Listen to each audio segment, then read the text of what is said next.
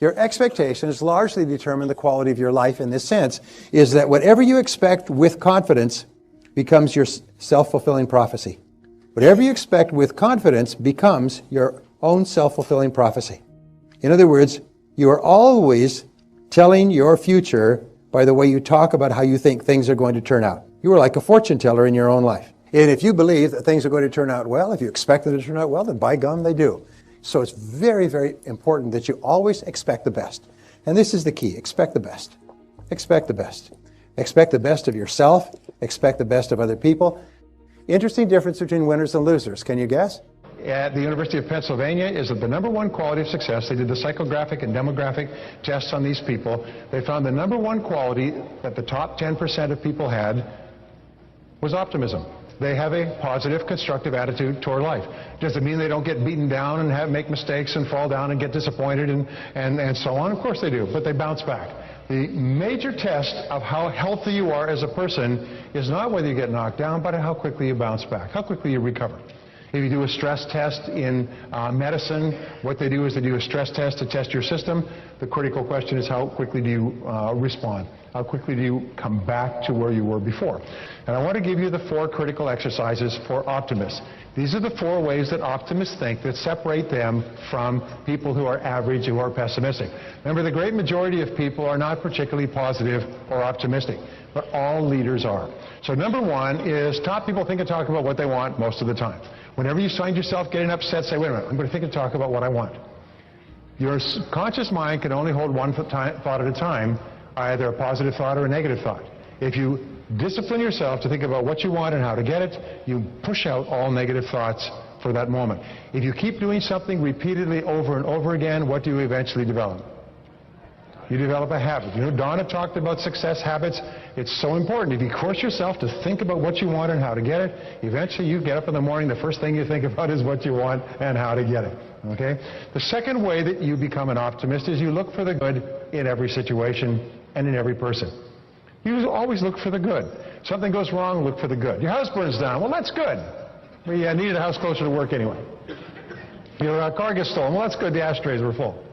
You know, you lost your job. Well, that's good. We didn't like the job anyway. So in other words, look for something good in every situation. Now here's the most remarkable thing. You find what you're looking for. If you're looking for the problem or the flaw, then you'll find it. If you're looking for something good, you'll find it. Question, does anybody here have a light with a dimmer switch on it at home? Now, a dimmer switch has a very interesting parallel. With a dimmer switch, it's controlled manually. You either turn it or move it up or down, and when it's on full, it's bright, and when it's down, it's dark. There's a dimmer switch on your brain as well. Only the dimmer switch on your brain is controlled by your thoughts. And when your thoughts are really positive, your dimmer switch is on full. You're positive, you're creative, you're high energy, you feel good about yourself. In other words, you're positive, you're the best person you could possibly be when your dimmer switch is on full. When your dimmer switch is down low, your personality is darkened, you're angry, you're worried, you're fearful, you're negative, you're pessimistic, you're skeptical, you run for public office and talk about how terrible America is. Okay. But the fact is that your dimmer switch is controlled by the thoughts that you think at any given moment. And if you think about what you want and how to get it, your dimmer switch goes on full. And you have all of your energy available to you. When you think and look for the good in a situation, a difficult situation, you say, that's good. What happens is your dimmer switch goes on full. Now, the third thing you do is you look for the valuable lesson in every setback or difficulty. Napoleon Hill, in his 22-year study of 500 of the most successful people America ever produced, found that one of the qualities they had in common was they always looked for the valuable lesson in every setback or difficulty. Quick question, does anybody here have any problems? Good. Problems are a sign of life and activity. There's only one group of people in our society that has no problems, and they're all in the cemetery. They have no relationship problems, no money problems, no health problems. So if you are having problems, it's a sign of life. All right, so you have problems. Problems I have found in life are like stacks of dinner plates. And they're stacked up, and some are low down in your hierarchy of concern, and some are higher. But there's always one problem on top. So I want you to take as an exercise, this is very important, by the way, and this is a go-forward exercise for you and your family and other people for the rest of your life. I want you to take the biggest problem you have in life and imagine that this problem has been sent to you containing a lesson. My friend Norman Vincent Peale used to say, when God wants to send you a gift, he wraps it up in a problem. When he wants to send you a big gift, he wraps it up in a big problem. Most people get so preoccupied with the wrapping, they don't look for the gift. The gift is the lesson. And my promise to you is that every problem you'll ever have contains a lesson that is in most cases more valuable than the problem itself. In fact, the lesson may be what you need to learn to become rich and happy. It's almost as if there is a great power in the universe that wants you to be a big success, wants you to be happy and prosperous, but this power knows you can only achieve it if you learn the lessons necessary on the way. So at the exact right time, this power will send you the lesson wrapped up in a problem. Your job of the superior person, is to look into it and say, what am I meant to learn from this problem? What am I meant to learn, and what else am I meant to learn? And what else am I meant to learn? Keep drilling down, because sometimes one big problem contains a whole series of lessons that will profoundly change your life if you can recognize the problems. And as Donna said, by the way, if you don't recognize the solution within the problem, it'll come around again, only this time it'll be more expensive. And if you don't get the lesson then, it'll come around again. This great power will keep sending you the lesson until you get it. And then once you pass that, you go to the next lesson and you have the next problem. So your job is to say, what am I meant to learn from this situation? And my promise to you is you'll always find a lesson, and while you're looking for the lesson, your dimmer switch will be on full. You'll be positive, you'll be optimistic, you'll be forward-thinking, you'll be more creative, you'll be more relaxed, you'll be more open, you'll be the best person you can possibly be. Now, if you want to be a great help to other people, when they are talking about their lives, say, what are your goals? What are you trying to accomplish? Help your children, help your staff. When they have a problem, say, what's good in this? Because there's always something good comes from every difficulty. What's the lesson that you're meant to learn from this? You help them to think creatively and positively and optimistically as well, until it becomes a habit for them as well. Remember the old saying, you become what you teach. You learn what you teach. So therefore, when you teach these principles to others who can benefit from them, you actually internalize them more and more yourself until they become an automatic part of the way that you deal with life. The fourth key to optimism is to feed your mind continually. Come to courses like this, listen to audio programs, read the books, talk to positive people. Keep feeding your mind. Just like if you wanted to have a healthy body, you'd eat really nutritious foods. If you want to have a healthy mind, take in positive, nutritious, what Jim calls mental protein rather than mental candy. All right?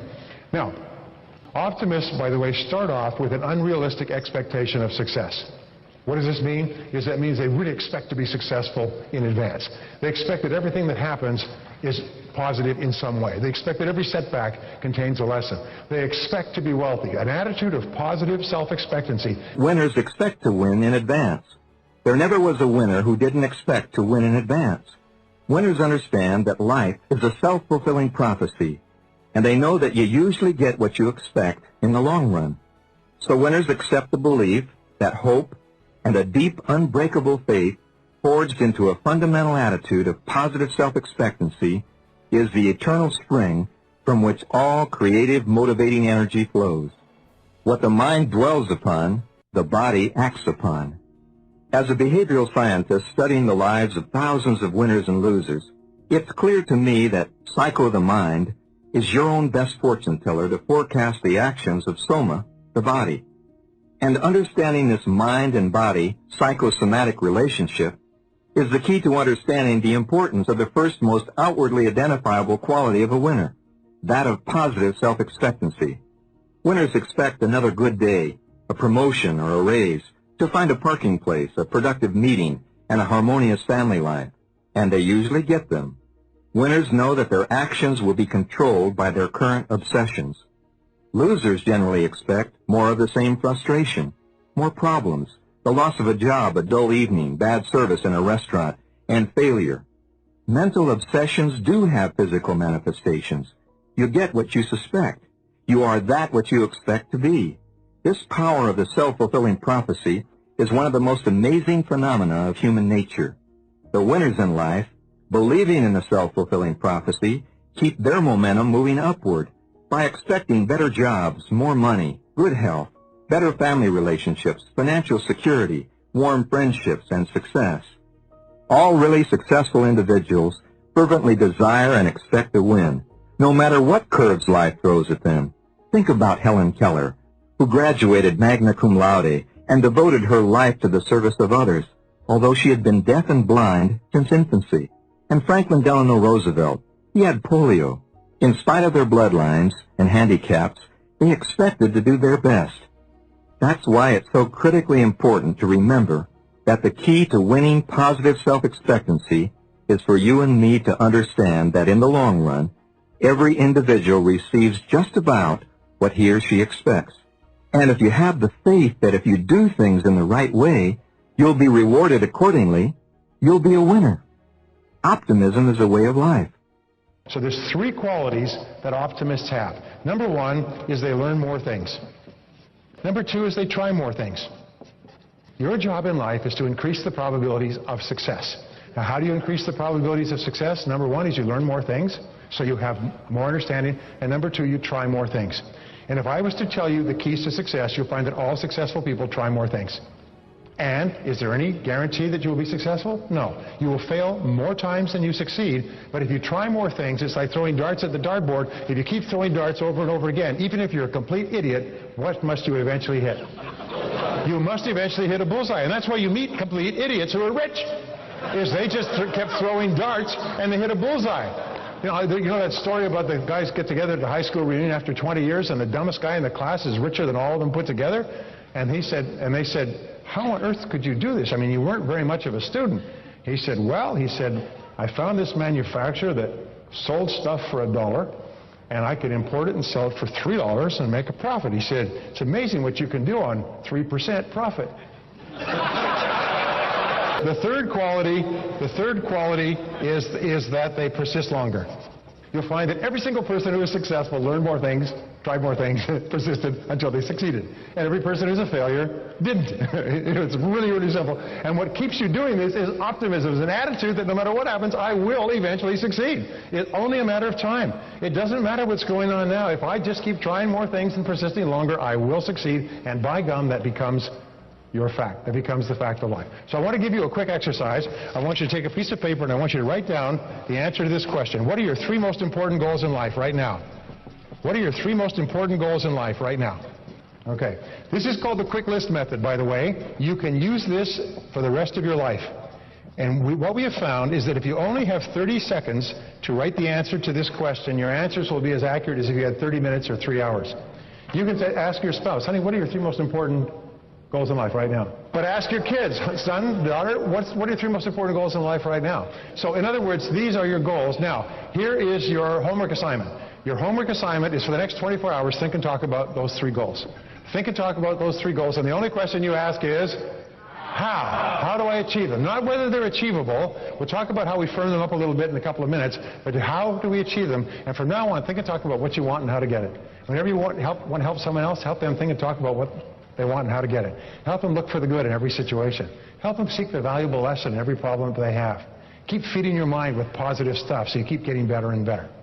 Quick story. This gentleman came up to me at my seminar. I said, ladies and gentlemen, what we're talking about today is not rocket science. He came up and he said, I heard that comment about rocket science. He said, I'm in sales. I'm 28 years old. He said, and I'd heard many people say over the years, this is not rocket science, this is not rocket science. I began wondering, what would it take to get a degree in rocket science? So I went back to the college and I said, I'm really interested in rocket science. What would it take?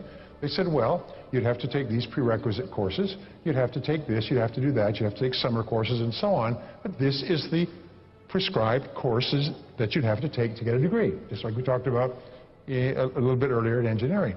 So he decided that's going to be his project. So he went back to work. He's in sales, just like you and I. He's an entrepreneur. He went back to work in evenings and weekends. Instead of playing golf or watching television, he just studied rocket science. He said, May, I graduated at the university with a degree in rocket science. He said, now when somebody says, this is not rocket science, he said, I know, I got a degree in rocket science. He said, it's not that hard. It's not that hard. Now, here's my point. Anybody in this room, if you wanted to get a degree in rocket science, if you cared about it enough, you could do it. You are smart enough to accomplish virtually anything that you could even imagine you could do in life. Nobody's smarter than you. Nobody's better than you. If they're ahead of you on the road of life, it means two things. Is they got on the road first, and they have proven that you can do the same thing they've done. If somebody is doing well, it's proof that you can do it as well. Now, people say, well, I want to be a billionaire in a year. That is a dumb thing. Why don't you be a 100-aire in a year? Why don't you be a 1,000-aire in a year? Now, one of the greatest diseases that has afflicted America, like an epidemic that has swept the country psychologically, is quick fix. I want quick fix. I want to take my entire wasted life and turn it around by Monday. I want to be financially independent in a year, and I want to be free from decades of silly things that I've done with my life, and I want to get it all back. And that's not how it works. What you do is you begin turning this great ocean liner slowly. It takes 7 years. Now, I've studied mastery, and I've studied it for years. I've studied all these subjects because they're so important to me. All the studies say 10,000 hours in your craft, 7 years. Now, people say, oh, my God, 7 years. I'm 30. I'll be 37 years old. Jeez. Well, how much older will you be in 7 years in any case? The fact is, and please write this on your hand, the fact is the time is going to pass anyway. The time is going to pass anyway. The only question is where are you going to be in 7 years? Are you going to still be lost on the back roads? Are you worried about money? Or are you going to be on the high road and moving ahead faster and faster? Peter Drucker, who's probably the best management theorist in the history of the world, Peter Drucker says no business makes money within 4 years. In the first 4 years. It takes 2 years to break even. The first 2 years, what you do is you mortgage, you hypothecate, you borrow, beg, steal, and lie every penny you possibly can to survive. The second 2 years, you make more than it costs, and you begin to pay off your debts. At the end of 4 years, you start to make a profit. It takes 7 years to make a business success. Now, if that is the rule, people say, I'm going to beat the numbers. No, you're not. You're not going to beat the odds. People say, I'm going to live to be 150. No, you're not. You're not going to beat the odds. You're not going to beat the probabilities. What you do is you say, okay, these are the facts of life, so get on with it. If you want to be at the top of your field, there's nothing can stop you from being one of the highest paid, most successful people in your field if you just get on with it. And don't expect to do it overnight. Is just begin to take the courses, upgrade your skills, add value. The critical quality is optimism. You've got to be an optimist. Thank you very much. God bless you.